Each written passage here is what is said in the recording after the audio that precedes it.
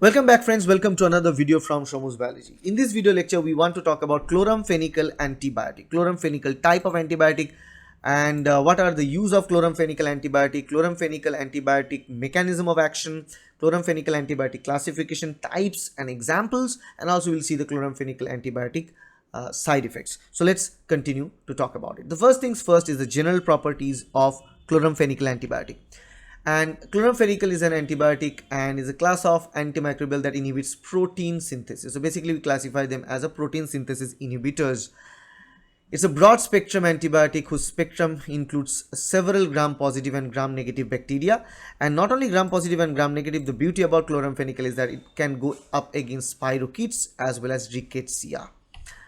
Chloramphenicol is a medication used for the management and treatment of superficial eye infections such as bacterial conjunctivitis, otitis externa and all this. So basically chloramphenicol antibiotic, whenever we see this term, we know in a fraction of a second that we are talking about an antibiotic that can be used in the eye infection, and chloramphenicol is present predominantly in the eye drops, okay, for the conjunctivitis treatment.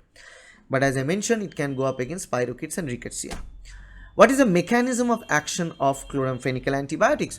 Chloramphenicol binds reversibly to the 50th subunit of the protein synthesis complex of the bacteria, and it prevents the formation of peptide bond. So basically the formation of peptide bond, that is a transpeptidase reaction, that is prevented because of the binding of the chloramphenicol antibiotic to the 50th subunit of the bacterial ribosome, and that leads to the inhibition of the protein synthesis.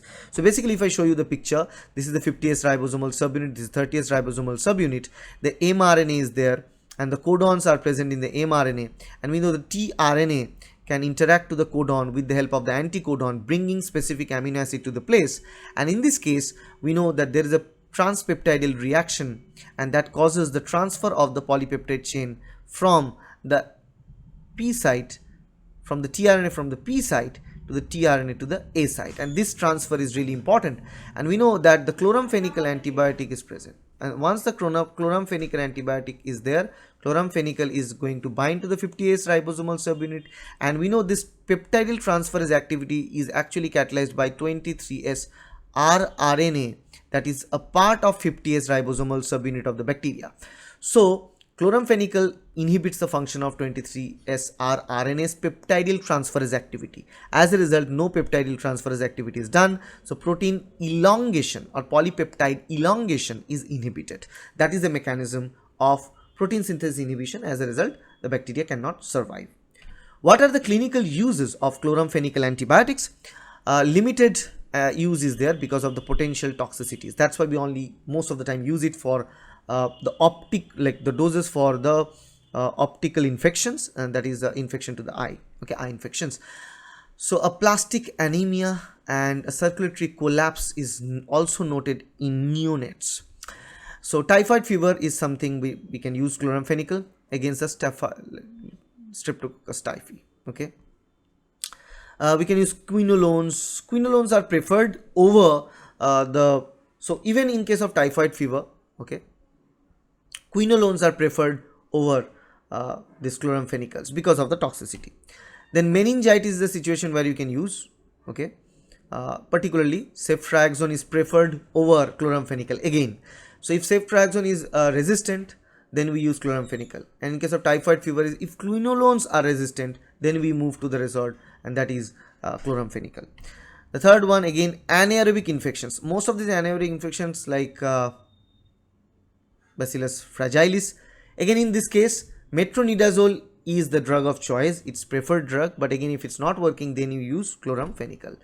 And in rickettsial infection, doxycycline is preferred, but if the doxycycline is unavailable, it's non-responsive, then we move to the chloramphenicol. And lastly, bacterial conjunctivitis. This is the only place where we directly use a chloramphenicol antibiotic as a topical doses. Okay.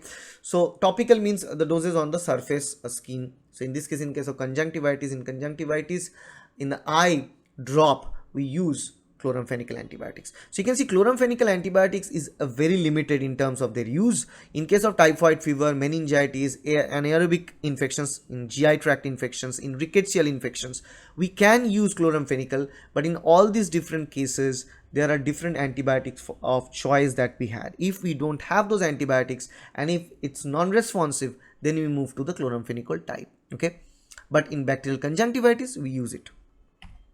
What are the side effects of chloramphenicol antibiotic? Bone marrow depression, and the side effects are huge. Side effects are really critical. That's why we don't use it.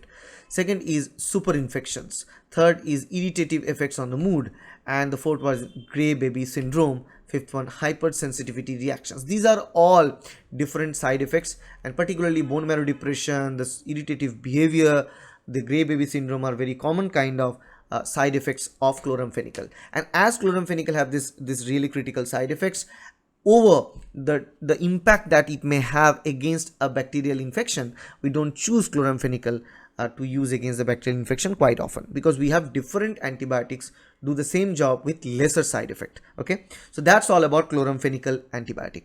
Okay, and if you like this video, please hit the like button, share this video with your friends, and subscribe to this channel to get more videos like that in future regarding the different antibiotic mechanism of action and much more details. Thank you.